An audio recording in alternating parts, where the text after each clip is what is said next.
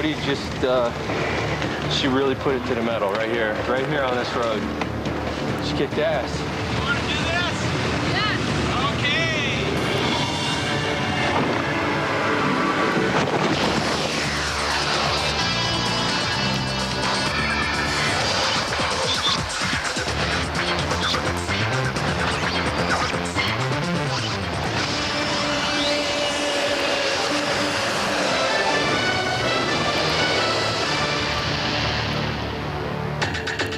Welcome to another edition of Ultimate Explorer. I'm Lisa Ling.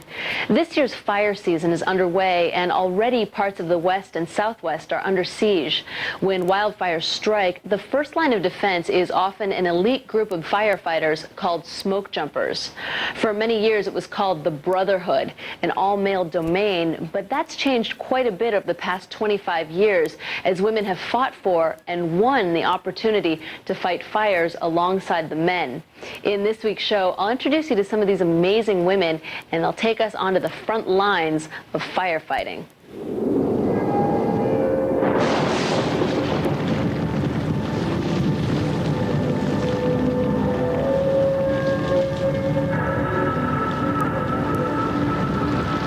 Already this year, wildfires have burned nearly 2 million acres across the U.S.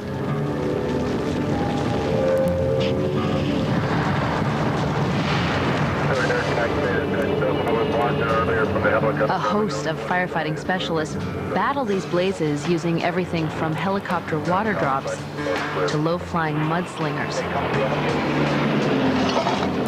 But the war against wildfires is often won or lost on the ground. And many of the men and women who wage that war are part of an elite group of firefighters called Smokejumpers.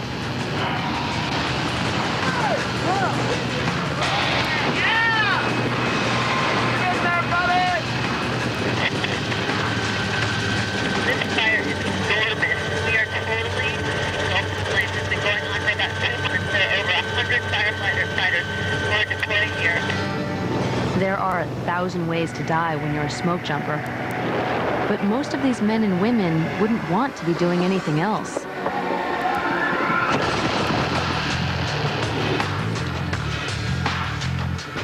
Our role in the fire world is to be really versatile, to be nimble about being able to do a myriad of different assignments quickly. We're taking care of initial attack fires, and then suddenly those slow down, and the jumpers go out as single resources all over the place to fill in whatever roles are needed. It's dangerous, back-breaking work that they perform at a breathtaking pace, often for days and nights on end.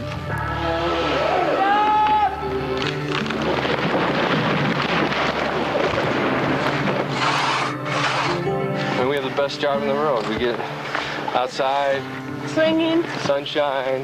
We get to hike into places where, no one, as far as anybody knows, has ever been there. That's why I like it.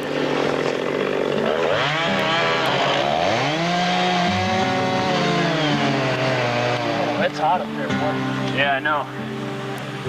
People talk about everything. Everything. You learn about everybody's families, friends, likes, dislikes. You make really tight friends. People you normally probably would never be friends with, you become friends with because of it. Because everybody is the same out here. Everybody has the same dirt and tired and sweat. Oh, God. The longer you do it, the bigger that circle gets of people that you feel close to. Oh, I just live over the mountain. The road to becoming a smoke jumper is not an easy one. This is the Smoke Jumper base in Missoula, Montana, and it's the beginning of Rookie Training Week. Now, the men and women here have trained hard, but only the best are going to become smoke jumpers. Let's go check it out. Walking through these doors is like entering another world. For rookies, it's sensory overload. Learning new gear, new techniques, a whole new firefighting language. Here's the list, right here. The list you live by, all action comes from that list. Slightly different. The names of the jumpers on the board rotate with every assignment. All rookies are eager to get onto the board as soon as they graduate. But first, they have to take their chances on a lottery which determines their place. That'd be cool to jump west. It's the luck of the draw.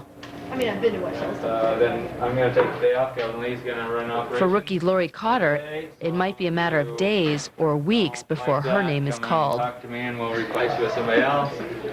I just heard them reading off assignments and I didn't hear your name called. What does that mean? That means that I'm not going to jump tomorrow because I got, when they drawed for the rookies, and they just put all of our names into a hat and drew, and I drew up last. Not lucky. I'll tell you exactly how far.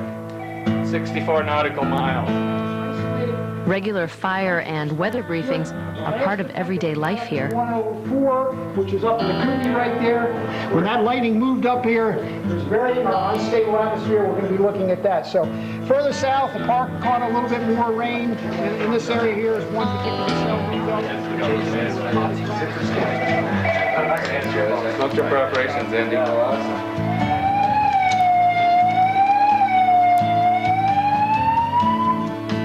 Okay, we have a booster request to West Yellowstone, and jumpers are Kern, Waldron, Scuzzle, Whipple, Myers, Hanson, Baylor, and... So they just called the fire and these guys are mobilizing because very quickly they have to head off on a plane. Do you know how long you're going to be going for? Well, it could be a couple weeks or it could just be tonight. But you're ready for either scenario. Yeah, pretty standard situation for us. You just never know. After a while, you don't have a life. You're just hanging around waiting for a fire somewhere. There. Okay. So 8 of these guys are about to board this plane and they're heading off to West Yellowstone. When they'll come back, who knows?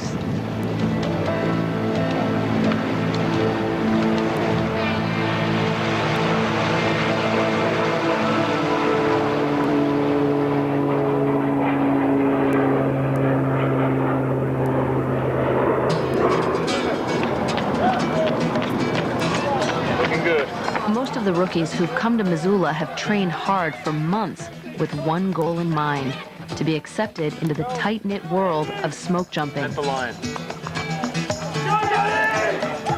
Many have several years firefighting experience, but they'll have to prove themselves like never before. Within the whole firefighting world, it's sort of the pinnacle career goal.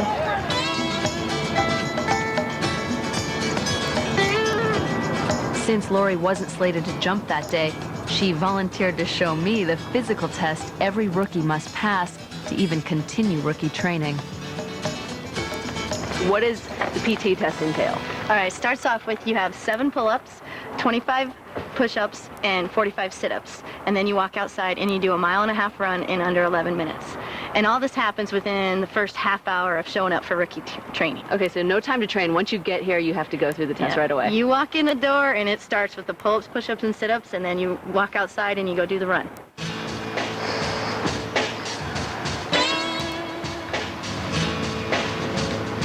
Okay. All right, well, let's go outside and do some push-ups. 13, 14. This Montana girl put me to shame. I seriously can't. For the rookies, the PT test is no joke. Each of them will soon find out if they have the raw strength that the job requires. The 21 new rookies may think they're ready to become smoke jumpers, but not all of them will make the grade. I know there's gonna be a lot of sweat, just a lot of making yourself do what you thought you couldn't do.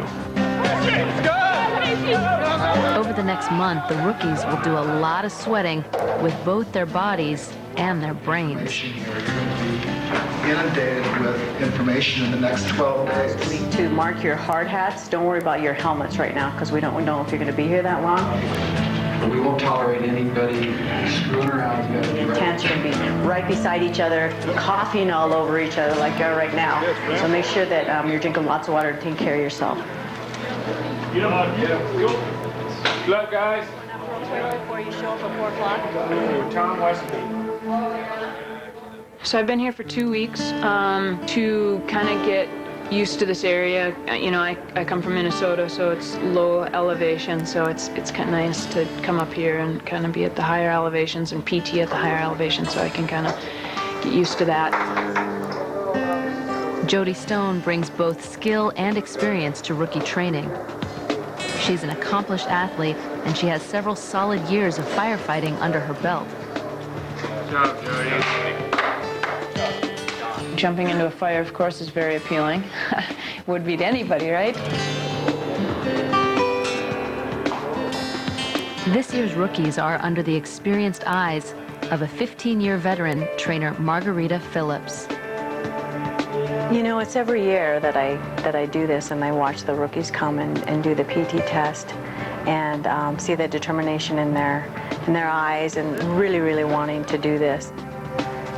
Unlike today's rookies, Margarita came into smoke jumping without much knowledge of what was involved. I didn't have a clue as to what was going to be. I just knew that they jumped out of airplanes. I just thought that, wow, these guys, you know, it's pretty challenging, pretty physical, and I really like that. So I thought, I think I could do that. I didn't know if there were women in it or if there weren't. Didn't really matter. I just wanted to do the job. Got it. Got it. One more. You got it. Come on now. Come on, Lindsay. Come on, Lindsay. Come on, Lindsay. Get it. Get it. You got Lindsay. Let's go, Lindsay. Come on, Lindsay.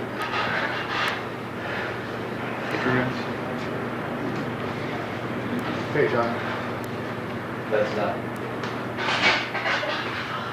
By the end of the morning, 2 men and 2 women are out.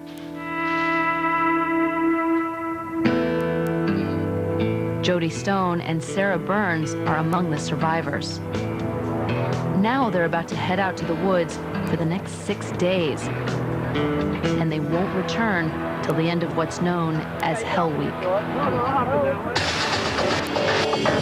Ultimate Explorer will be back after this. We now return to Ultimate Explorer.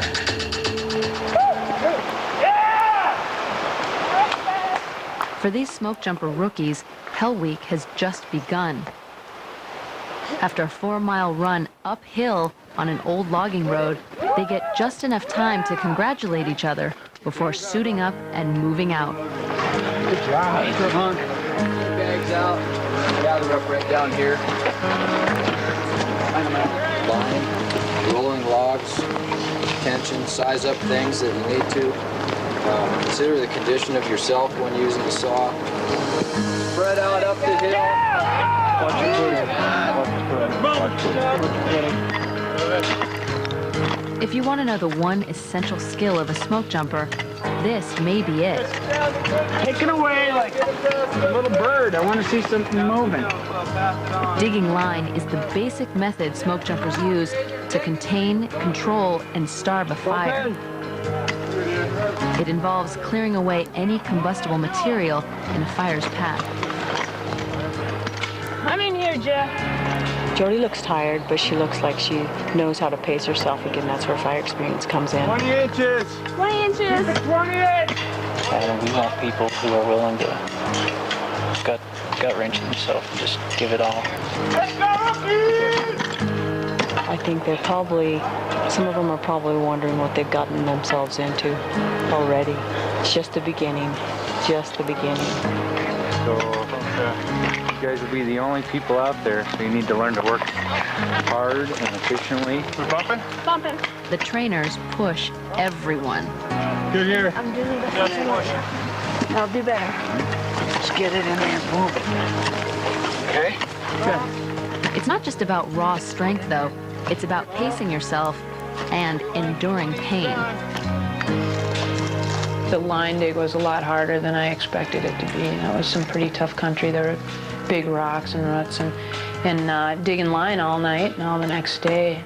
Every time I threw my Pulaski, my hands were in so much pain. I've never experienced that before. My hands were really sore after that.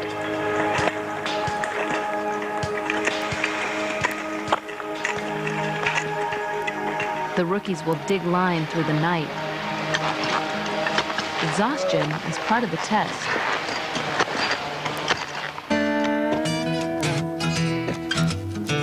The first smoke jumpers stepped out of planes over northern Idaho in 1940, just as America was on the verge of war. Smoke jumping was considered an experiment. It attracted a certain kind of firefighter. The men who signed on had to be strong, resourceful, and willing to take risks. In the years following the war, smoke jumper bases were established in the West, and special equipment and training were developed for the new job. For decades, smoke jumping would remain exclusively a man's world. Although women had worked with men fighting fires, it wasn't until 1981 that the first woman firefighter, Deanne Schulman, became a smoke jumper at a base in Idaho. Some of the men had supported the idea of women becoming smoke jumpers. Others were dead set against it. On the day when she graduated rookie training successfully, word went to Alaska immediately, and the story goes that an Alaska jumper walked up out of the mess hall outside and puked. Hurry, today, not tomorrow. Soon, when it became clear that women would enter the smoke jumping world, more bases welcomed them. Come on, Robin. One more. 7. The ranks of women smoke jumpers have grown over the past 2 decades. Still, of the more than 400 smoke jumpers nationwide, only 27 are women. But their effect on the smoke jumper culture has been far-reaching. I feel that women in smoke jumping make the job a lot more real, a lot less macho. And I see that as being a very good thing in fire. I need to sharpen my tool. Smoke jumping in general, I would say, is very demanding physically and mentally. And to have women out doing the same job that you are, I think it provides for a more open atmosphere to exchange ideas and thoughts. What's it like to jump with women? Feel free, anyone to. Who wants to go first? Yeah, just feel free to just interact like we normally would. Like, yeah. Does it surprise you the abilities that a lot of these women have? Because it's pretty rigorous. Definitely. Yeah. Early on, we noticed that the women seemed to be somewhat weaker. But as women became more and more interested in this job and fighting fires, they started to develop more of a training regime. And now we're seeing women that come in and actually kick some butt on some of the guys. I mean, these women are athletes that are showing up nowadays, and they do real well. Okay, so what's that like? Is it demoralizing at all when a woman kicks your butt in any kind of training, exercise, or anything like that? Is it demoralizing at all? It just makes me train a little bit harder in the off season so that they don't kick my butt. Women are just there. They're doing the job. They're proving themselves time and time again. Nobody looks at them anymore and expects them to prove themselves. You know, the tradition was basically it was a job that only men could do, but that was a misconception.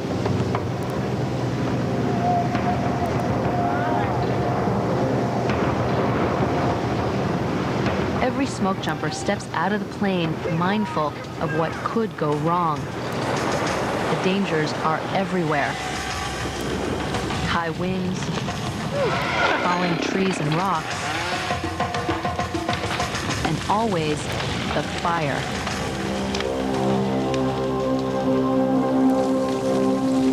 Relatively few smoke jumpers have lost their lives on fires, but when tragedy does strike, it hits hard. July 4th, 1994. A home video camera captures a small fire on Storm King Mountain in Colorado. 2 days later, the fire is 10 times bigger. Scores of firefighters are now on the scene, including 16 smoke jumpers and a 20-person hotshot crew. The firefighters are spread across a hillside, cutting fire line through brush that's bone dry. It seemed like a typical fire until a cold front arrived. When the 50-mile-an-hour winds roared in, the two groups of firefighters in greatest peril began pulling out. Photos snapped by a fleeing smoke jumper reveal a 200-foot-high wall of flame racing uphill at 18 miles an hour. For those in its path, seconds now meant the difference between life and death. When we started running away from that fire, we didn't think we were going to make it. I didn't. I thought for sure I was going to get burned up, and I just couldn't believe it, you know? I was really worried about my family and my wife and my daughter. And I thought, I can't believe I'm getting burned up. And it wasn't funny. I was really scared. While 8 firefighters ran straight up the hill to a safety zone, 13 other firefighters were moving up this line, a half mile from the top of the ridge. Only one made it. Of those caught on the hillside, some sought refuge in their foil-covered fire shelters. But when a fire burns at temperatures as high as 2,000 degrees, there is no refuge. Of the 14 firefighters who died, 3 were smoke jumpers. Nearly a decade later, the tragedy on Storm King Mountain still reverberates through the ranks. Yeah, like Tim said, everybody had kind of mixed emotions, how they wanted to deal with this thing for themselves. But for me individually, it was, I started this job in '88, and it was a reality check for me to really, I always had respect for fire, but yet it's still just the intensity and how quickly it can move. And I know for a fact that it did affect other people, where other people didn't climb back on the horse and decided that it wasn't going to be the job for them. One of the women I know that was very strongly affected basically lost her marriage over the whole thing shortly afterwards. Another fellow who was related to one of the smoke jumpers that died on Storm King decided that it wasn't going to be the job for him, but he wanted to stay with the Forest Service and still working for the Forest Service, but he's no longer a smoke jumper. Despite the dangers of the job and the tragedy on Storm King Mountain, there's no shortage of firefighters whose ultimate goal is to be a smoke jumper.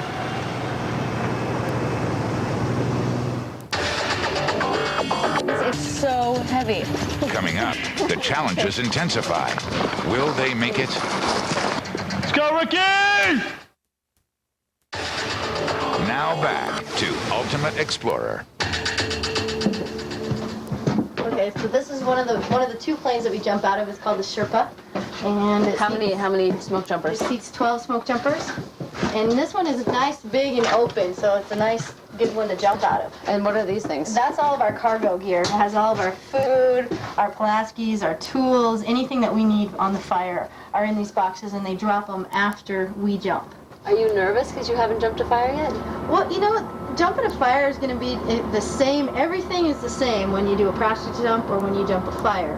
And it's all, you just concentrating on what you're doing. So, I don't know. I don't think so. Are you the only smoke jumper who hasn't gone yet?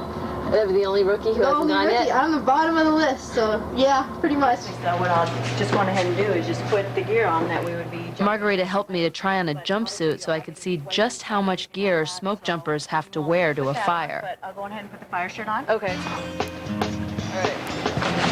You have to do this in 2 minutes and 30 seconds? Yeah. All right. There you go. Okay. So this is your main parachute. This is the one that's going to open up. Oh my God, this is so heavy. I can hardly stand straight. Oh. How many jumps have you done with all this? There's your helmet. Okay. Now you want to go away yourself? You have to be in really good shape just to walk in this thing. Margarita, she runs ultra marathons at age 46. There you go. Wow, pretty close. You don't quite weigh as much as I do. A lot of people weigh 225. A lot of people weigh 300 and something. So. And then we have to go fight fires. All right. You ready to take some of this off? Yeah. What you want to do when you're coming down is keep your feet together. Margarita thought I might be ready to do a simulated landing. Feet touch the ground. Just drop and roll. Just turn. Oh God! Okay. All right. Okay. Whoa!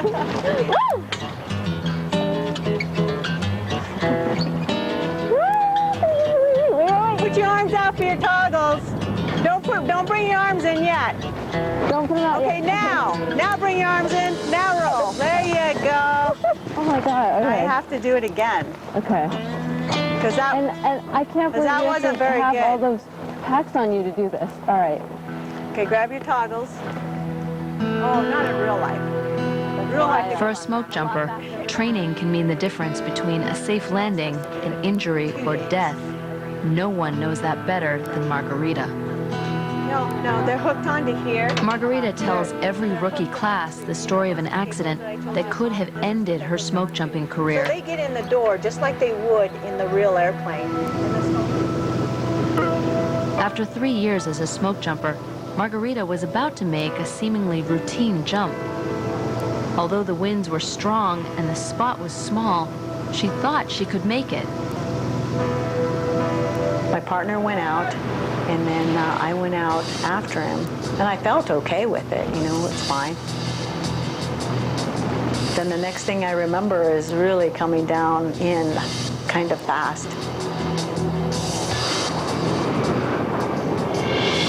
I knew I hit the tree really hard. I knew I went fast enough that I kind of swang around the tree, and it pulled everything that was on me, my harness, up. In the process of trying to get down to the ground, she lost focus and made a critical mistake. She didn't secure herself to the tree. As soon as I let go, it's just this gut feeling you knew you did something wrong. It was just like a second. And boom, I was on the ground about 40 feet. Within minutes of her fall, Margarita's jump partner found her. She didn't realize it, but she'd broken several ribs and an ankle. I was beginning to understand why Margarita pushed the rookies so hard. Walk underneath or near that pull-up bar, you do pull-up. Are you a tough squad leader? Like, are you tough on the rookies? I'm not tough on them, I don't think. Of course, they might think something different. I just want them to work or do their potential. I can't handle slackers.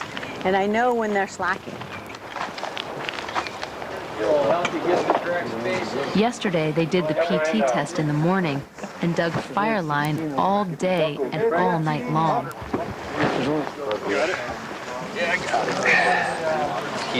Now, after only a few hours rest, they face one of their toughest challenges, the 85-pound pack test. It looks fine, but it's how it feels is... Yeah, it feels like 85 pounds. Yeah. You know. Sleep deprivation, I think, is what's getting us all. We're all just tired, but it's just like a fire. You got it? Yeah. Oh, man. All right. You ready? Oh, yeah. All right. Let's go, Ricky! Go!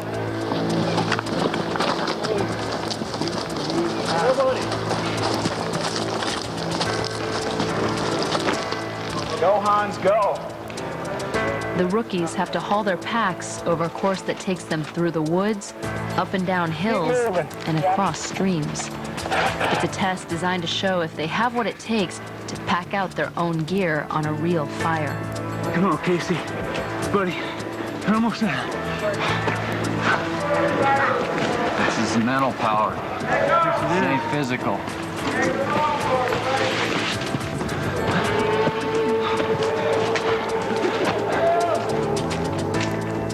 We're down to 16. We started out yesterday with 21. I'm continually amazed every year how deep down people can reach and draw out the strength and courage and stamina and everything else it takes to do something like this. Now, how many we end up with at the end of the day or the end of tomorrow or on Friday, who knows? I wouldn't bet a dime on that. What's up, bro? It's as bad as you want it. That's it. I mean, it's it. If you want it bad enough, anybody can do this. Come on, finish strong, man. Almost there. A couple more corners. Come on, Johnny. Nice work, Justin. Nice work.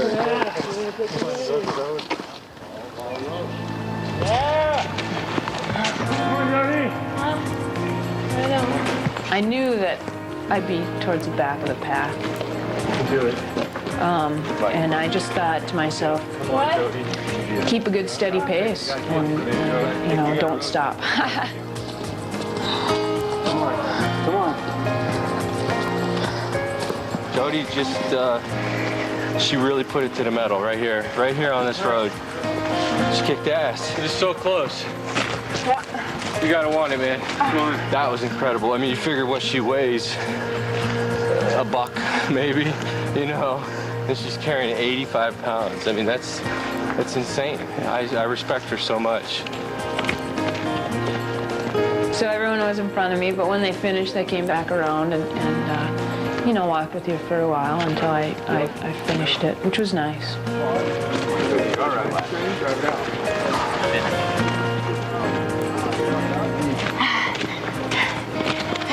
You want to take this off? Yeah. Release it. Go ahead and cut her loose. Okay, it's loose.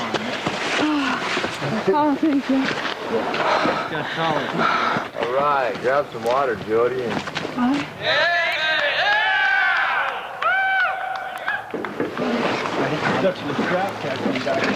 The rookies have almost made it through Hell Week, but they still have a long way to go. Don't forget, you always gotta look up.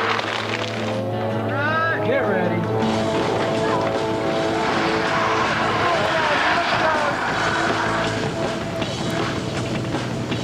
Ahead, several weeks of instruction and training that will turn them into smoke jumpers.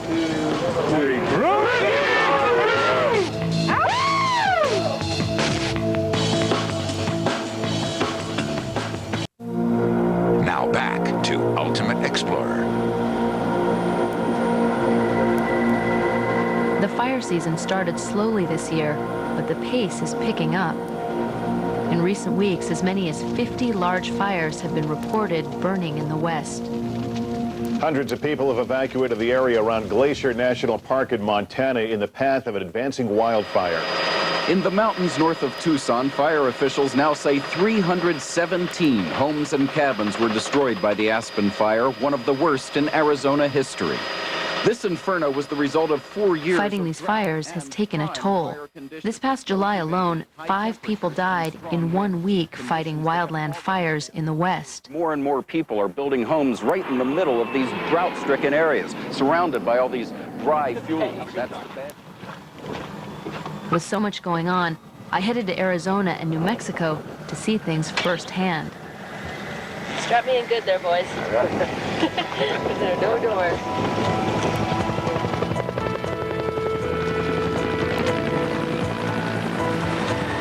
This fire was started by lightning in a wilderness area of the Gila National Forest in New Mexico. Fire managers opted to contain and control it rather than attempt to put it out because it wasn't threatening property or wildlife.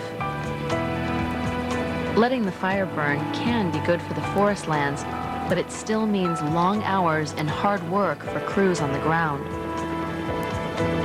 It's so hard to imagine how the firefighters and smoke jumpers get into these areas. Just look at the terrain, it's so rugged, it's rough, the high altitude and the heat. You go up in a helicopter, it's just so incredible to imagine what they do to get to these fires.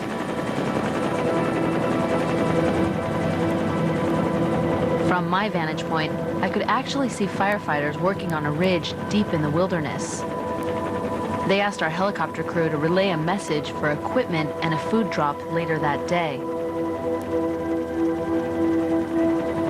Flying over this charred landscape back to the firefighter base, I decided that I needed to get on the ground to see up close how fire is really fought.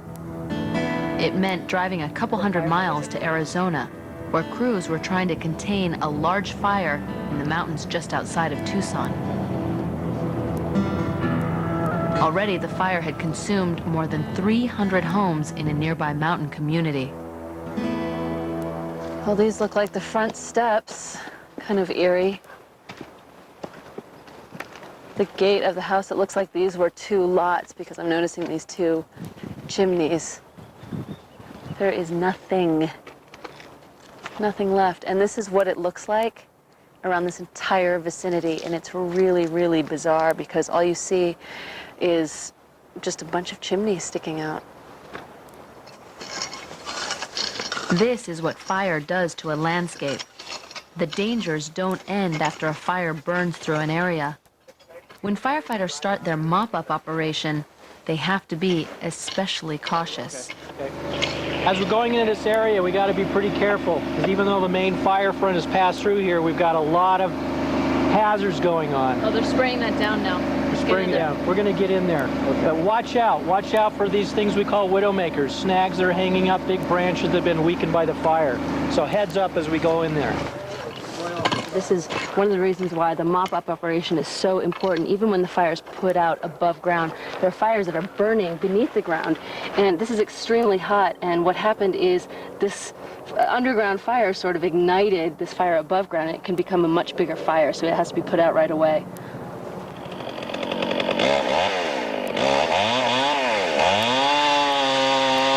I'm going to size up the tree. It's a big one. Yeah, take a look at the lean. Take a look at the dead branches that might fall off while I'm cutting it. Hopefully they won't. Yeah, because otherwise... Yeah. No, we don't talk about that. And then... Is this a dangerous job? Not if you do it right.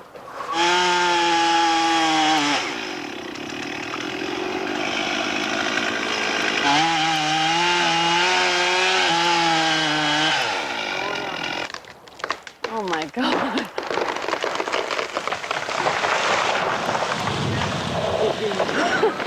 Oh my goodness. Good job, Mike. Cool. Right by the oak tree. Exactly where he predicted. Whew. That was amazing.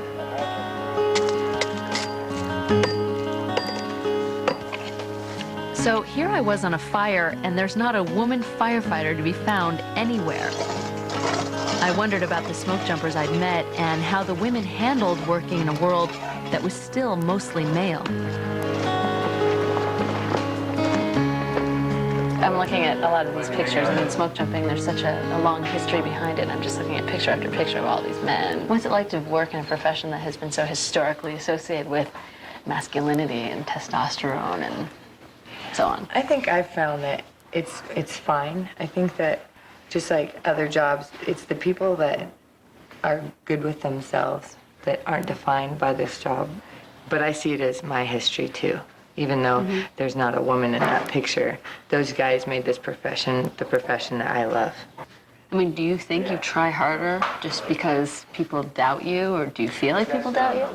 No, I think the first year coming in, you're really kind of anxious, like, okay, you know, how are people going to perceive me? And do I need to be, you know, doing something all the time, or you know, what am I, you know, doing, wearing, saying, those issues. But then after you get through first season, you realize, you know what, no one really cares. As long as you're doing your job, you can do it well, and then you kind of, you know, relax a little more. It used to be that you might find fathers and sons or brothers who were smoke jumpers. Nowadays, at bases around the West, you're just as likely to find husbands and wives or brothers and sisters working together.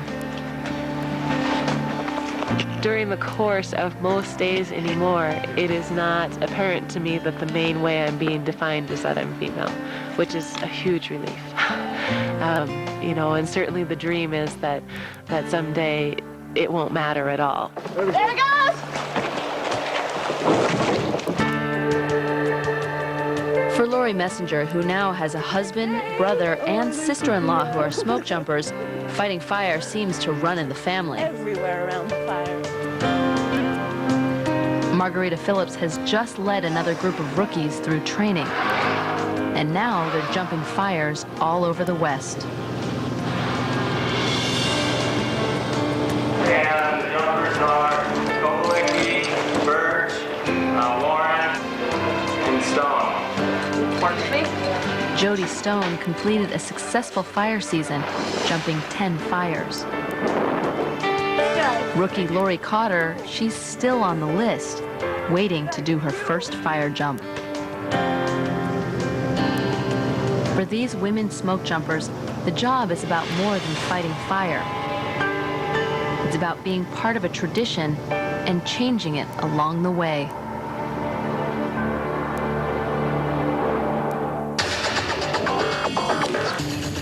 When Ultimate Explorer returns, intimate thoughts from women on the front lines. We now return to Ultimate Explorer. I am very excited to be joined now in the studio by my girls, Smokejumpers Lori Cotter and Sarah Altemus. Thank you guys for coming. You guys actually left fires to be here, so I really appreciate it. And Lori, when we left you in Missoula, you had not jumped yet. And how was the first one that you jumped? It was awesome. It was a lot of fun. It was really good to get that first one out underneath your belt, you know, and so now I'm just ready to go jump some more. What kind of woman gets into smoke jumping? It is so physically demanding. Lori, I'll start with you. I don't know. I think you just gotta know, well, that's part of the job. Being in good physical shape is part of the job, and you know, if you don't like that part of it, then you don't jump. It's just, I don't know. It's somebody who just likes to be out in the woods and work hard. You know, you have to be into working hard and getting dirty and sleeping in the woods, and it's just something that kind of grows on you. You either love it or you don't, you know. What did your parents say when you told them you wanted to become a smoke jumper? Yeah, my dad was stoked. I think he was glad I didn't want to be a logger anymore. But no, just because, you know, he's always worked in the woods, and I grew up pretty much in the woods, and so I knew that I had to do something that was going to be outside. And this was just an exciting way to do it. And I think he's really proud. Let's talk about rookie training for a second. What kind of bond do you develop with your rookie bros? Well, bond is a good word. You just, when you work that intensely with somebody, and you're all there because you want to be there, and everybody is working their butts off to make it through. And so when you have somebody beside you that's working as hard as you are, and that's picking you up when you start to fall a little bit or slack, and they're right beside you picking you up, and then the next day when they're having troubles with something and you're right there picking them up, you know, it's a month-long training, and to be that intense with, you know, my class was 16 people. Yeah, the bond that you guys form, that we all form together, it's just, it's kind of hard to explain, but it's definitely there. You both talk so much about the team and the friends that you've made and the group, but so much of being a smoke jumper is about individualism and thinking on your feet and thinking quickly. How important really is that? I think it's very important, and one thing about smoke jumping, the people that are drawn to this line of work are people who are independent thinkers, they're ambitious, and they love the excitement, and they're skilled and able, and it really, it's amazing. It's, you know, it looks like chaos, looks like mass chaos, but all of a sudden, you know, you have a fire that you didn't think you were going to catch that you have caught, and it's running smoothly. Sarah Altemus, Lori Cotter, thanks so much for coming. Good luck on your fires. Thanks. All right, and that's our show for tonight. I'm Lisa Ling. We'll see you next time on Ultimate Explorer.